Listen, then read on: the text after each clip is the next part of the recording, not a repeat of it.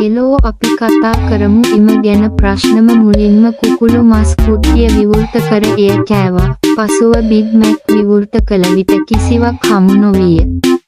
ඊට පස්සේ කුකුල් මස් කැබලි කපාගන්න. ඊට පස්සේ කෙචප් එක උඩ අතුරා ලෙටිස් දාන්න. ඉන්පසු චීස් දමා කුකුළු මස් කැබලි කපා ගැනීමට පාන් තට්ටුව දෙක දමා කෙචප් මත ආලේප කරන්න. ඊට පස්සේ ලෙටිස් ටික දාලා ඒක තද කරලා බිත්තරය කලවම් කරලා බිත්තරේ ගාලා බීජයට දාන්න. ඊට පස්සේ ඒක පුලුස්සලා කන්න, රස විඳින්න. එක් ප්‍රශ්නයට පිළිතුරු දීමෙන් පසු ඔබට කෙතරම් විශ්වාසයක් ඇත්දැයි තීරණය කරන්න. විශ්වාසයෙන් පිළිතුරු දීමෙන් ඔබට අමතර ලකුණු උපයා ගත හැකිය.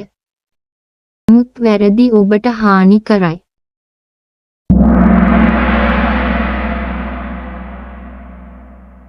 කුකුළු මස් නගට් ලොකු මයික් එක 3-2 එකපාරක්. මම මුලින්ම කුකුළු මස් කුට්ටිය විවෘත කර එය කෑවා. පසුව බිග් මැක් විවෘත කළ විට කිසිවක් හමු නොවිය. ඊට පස්සේ කුකුල් මස් කැබලි කපාගන්න. ඊට පස්සේ කෙචප් එක උඩ අතුරා ලෙටිස් දාන්න.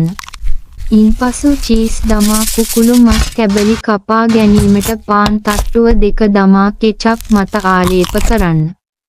ඊට පස්සේ ලෙටිස් ටික දාලා ඒක තද කරලා බිත්තරය කලවම් කරලා බිත්තරේ ගාලා බීජයට දාන්න. ඊට පස්සේ ඒක පුලුස්සලා කන්න, රස විඳින්න.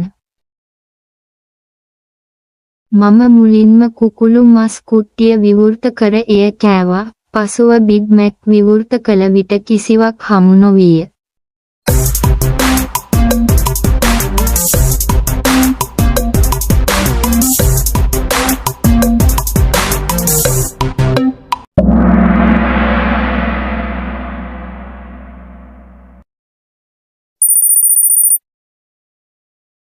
ඊට පස්සේ කුකුල් මස් කැබලි කපාගන්න.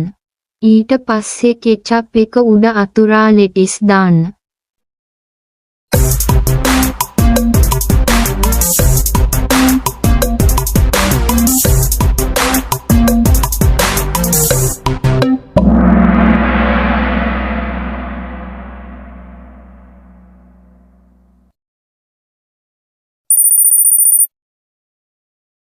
ඉන්පසු චීස් දමා කුකුළු මස් කැබලි කපා ගැනීමට පාන් තට්ටුව දෙක දමා කෙචප් මත ආලේප කරන්න.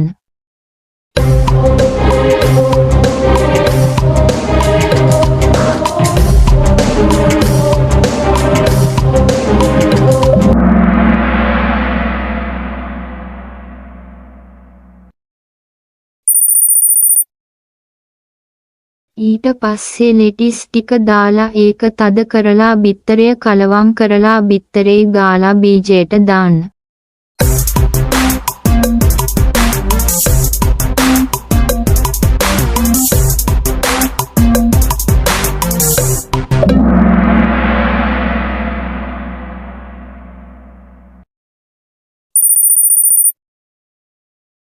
ඊට පස්සේ ඒක පුලුස්සලා කන්න, රස විඳින්න.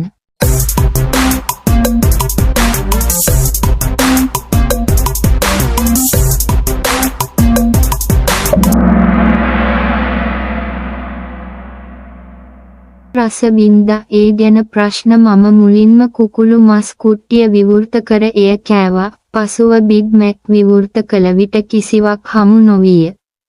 ඊට පස්සේ කුකුල් මස් කැබලි කපාගන්න. ඊට පස්සේ කෙචප් එක උඩ අතුරා ලෙටිස් දාන්න. ඉන්පසු චීස් දමා කුකුළු මස් කැබලි කපා ගැනීමට පාන් තට්ටුව දෙක දමා කෙචප් මත ආලේප කරන්න.